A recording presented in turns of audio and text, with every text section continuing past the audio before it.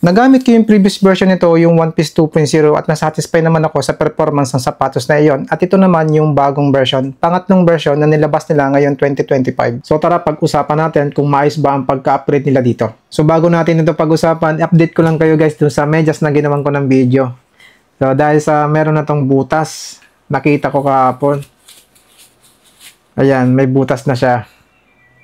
So ito guys ay nasa 7 to 9 months kong ginagamit. Hindi naman sa araw-araw guys, pero madalas ito yung ginagamit ko. At bumili ako ng bago. Sa umabot siya ng ganyang katagal, ginagamit ko sa mga long run. Ayan. O, 4 na block ang binili ko. Mabuksan natin yung isa guys.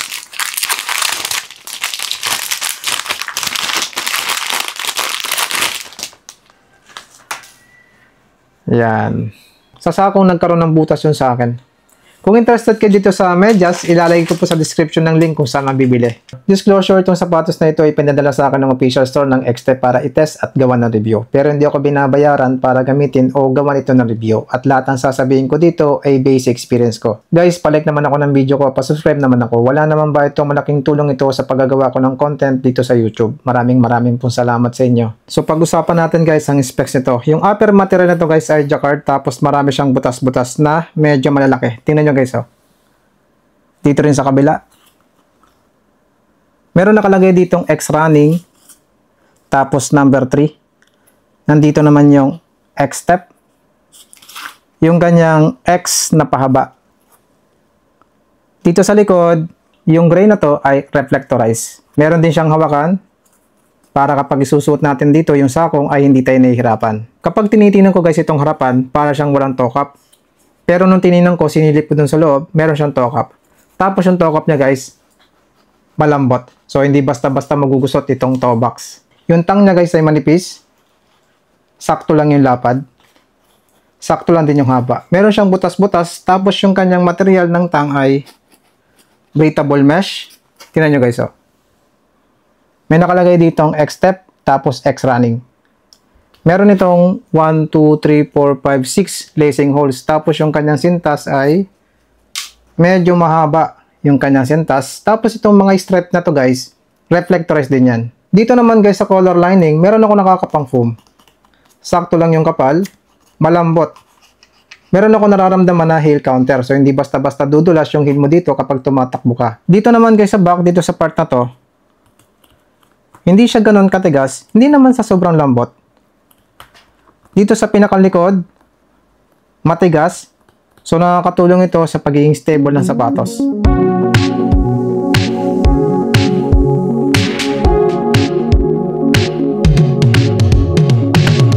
Yung midsole nito guys ay X-step technology na parang katulad ng previous version na supercritical foaming material, pero magkaiba yung design at structure ng midsole nilang dalawa. Yung kapal ng midsole dito sa forefoot ay 21.8 mm, dito naman sa heel ay 28 mm. So meron itong 7 mm drop, so pwede ito sa forefoot striker, midfoot striker at sa heel striker. Meron din tong nylon plate katulad ng previous version, tapos nakikita na guys yung kanyang nylon plate dito sa gilid ng outsole. Dito rin sa forefoot guys. Tapos yung design ng nylon plate dito sa heel ay pa-curve. Pag ganito guys, sabi nila dagdag yan sa stability. Tapos yung nylon plate nito guys ay mayroon dagdag daw sa proportion. So papakaramdaman ko yung performance ng midsole nito at nylon plate habang tumatakbo ako. Yung rubber outsole naman nito guys ay CP yung material na mayroong properties na wear resistant, tapos magkakaiba guys ang kapal. Yung kapal dito sa may part na to guys ay medyo makapal. Tapos dito banda sa part na to, medyo hindi siya makapal. Yung dito sa part na to guys ay hindi siya ganun kakapal. Tapos yung part na to guys, medyo makapal. Para daw yan guys sa anti-slip performance. Tingnan nyo guys yung kanyang rubber outsole. May nakalagay ditong X-step.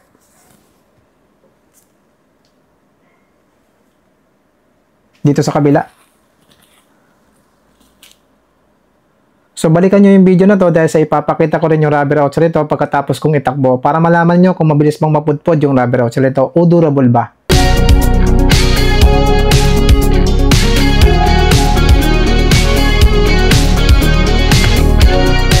So tingnan natin guys ang insole nito.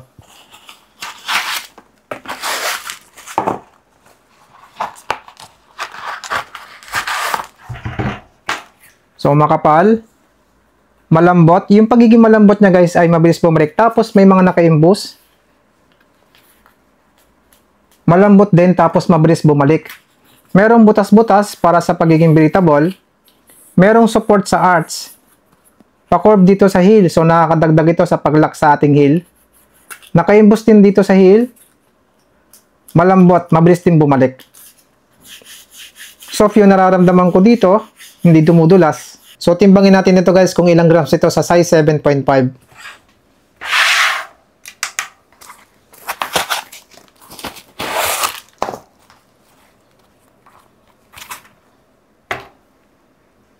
216 grams sa size 7.5. So magana itong itakbo. So tara, subukan na natin to sa pagtakbo.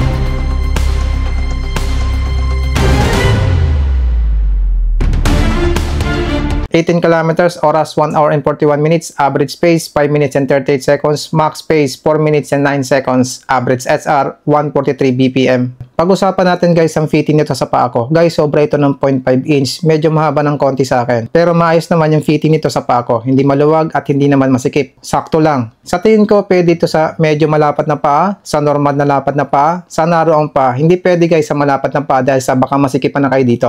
Pagdating naman sa sizing nito guys, ito ay true to size sa US sizing. Nung naglalakad na ako, pinapakaramdaman ko ng gusto yung mitso nito kung matigas ba o malambot. Mga 700 meters yung nilakad ko. At yung naramdaman ko dito guys, medyo malambot siya pero hindi super lambot. Hindi ko rin naman masabi na matigas kasi meron ako nararamdaman reaction sa midsole nito. Kapag wala kang nararamdaman na reaction sa midsole, ibig sabihin matigas yon. Nung tumakbo na ako, pinakaramdaman ko din ng gusto yung midsole nito. Nagpe-pace ako dito ng 5 minutes and 50 seconds hanggang 5 minutes and 30 seconds. Yung nararamdaman ko sa midsole nito ay malambot. Hindi super lambot guys, malambot lang siya. Sakto lang yung pagiging malambot ng midsole nito para sumalaw ng impact sa ground. Meron akong gustong maramdaman sa midsole nito yung malakas na response kaya itinakbo ko ito ng mabilis na pace na umabot ng 4 minutes and 9 seconds. Meron ako naramdaman na response sa midsole nito guys pero hindi ganun kalakas. At parang delay yung response ng midsole nito. Dahil sa kapag pinipress ko yung midsole, hindi kaagad bumabalik. Pero pwede pa rin natin ito magamit sa speed training dahil sa magaan itong itakbo at merong enough cushioning, enough lambot yung midsole nito sa mabilis na pace. At sa tingin ko, pwede rin ito sa mabagal na pace sa 5 minutes per kilometer, 6 minutes per kilometer, 7 minutes per kilometer. Dahil sa wala naman ako nararamdaman na masakit sa paa ko, sa tuhod ko habang tumatakbo sa ganyang pace. Sa pagiging stable naman ito guys, napaka-stable nito sa pantay na kalsada. Hindi ko nararamdaman na gumegewang yung paa ko dito sa loob ng sapatos o nawawalan ako ng balanse kahit na medyo mahaba ito sa akin. Yung rutang tinatakbuhan ko, meron dong pa-curve.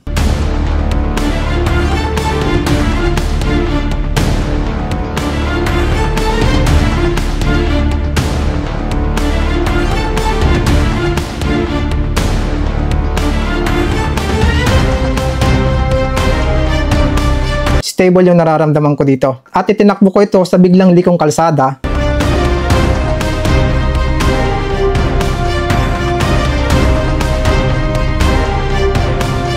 Stable din. Sa 18 km na takbo ko dito, hindi ko nararamdaman yung midsole nito na dumadapa na. Meron pa rin cushioning hanggang sa matapos yung takbo ko. Sa tingin ko, pwede ito sa 21 km pataas sa takbo. Yan ang maganda sa midsole ng X-Step. Hindi basta-basta dumadapa yung midsole kahit na hindi masyadong makapal. Pero kung mabigat ka, ito ay hanggang 10 km to 16 km lang sa inyo. Yung rubber outsole naman ito guys ay makapit sa kalsada. Hindi ako nakakaramdam na dumudulas yung rubber outsole nito. Tapos napapatakbo ako dun sa papalikong kalsada, makapit pa rin yung rubber outsole nito.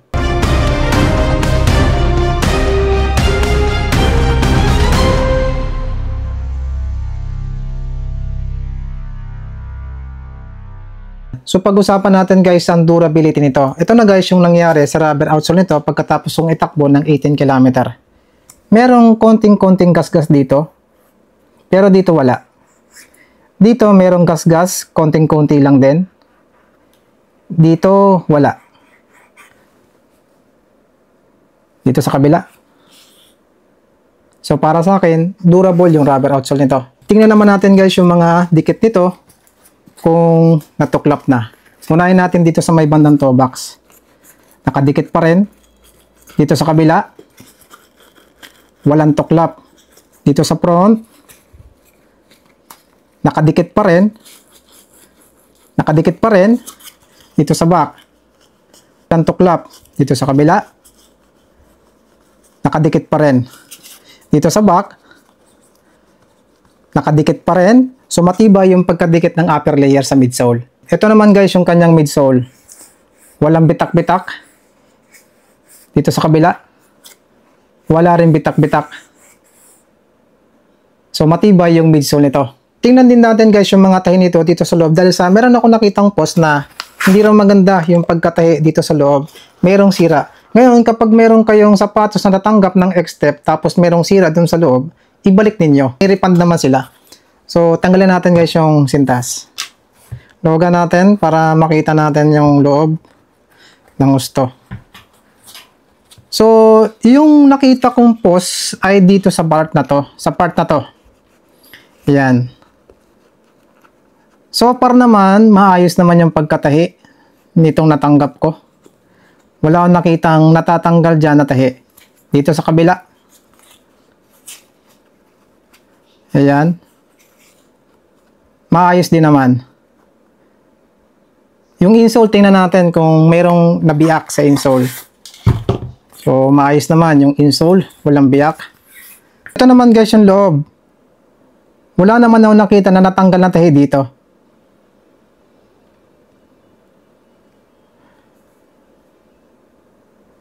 So matibay naman yung pagkatahi dito. So pag-usapan natin guys ang nagustuhan ko sa sapatos na ito at hindi ko nagustuhan. Unahin ko na sa nagustuhan ko. Unang-una, kahit ito ay sobra ng 0.5 inch sa size ng sapatos na ginagamit ko, secure at nakalak ng maayos yung paa ko dito sa loob ng sapatos. Hindi ako nakakaramdam na dumudulas yung paa ko dito sa loob ng sapatos o umaangat. Ganito kasi guys yun, kapag yung sapatos ay maluwag sa'yo, kapag tumatakbo ka na mabilis, umaangat yung paa mo dito sa loob ng sapatos. So nakakawala yon ng momentum at nakakawala ng balanse. Hindi ko naman naramdaman dito. Hindi ko rin nararamdaman na dumudulas yung aking heel dito sa heel counter niya kahit na medyo mahaba ito sa akin. Nakalak pa rin ng maayos. Nagustuhan ko din yung pagiging breathable nito. Hindi ako nakakaramdam na umiinit yung paa ko dito sa loob ng sapatos habang tumatakbo ako na mabilis. Nagustuhan ko din yung mga reflectors nito dito sa heel tapos dito sa sintas niya. Easy visibility yan kapag tumatakbo tayo sa kalsada. Nagustuhan ko din yung pagiging magaan itong itakbo. At nagustuhan ko guys yung kanyang design. Simple lang, pero ang ganda. Ito naman guys, ang hindi ko nagustuhan sa sapatos na ito, unang-una, masyadong mahaba yung kanyang sintas.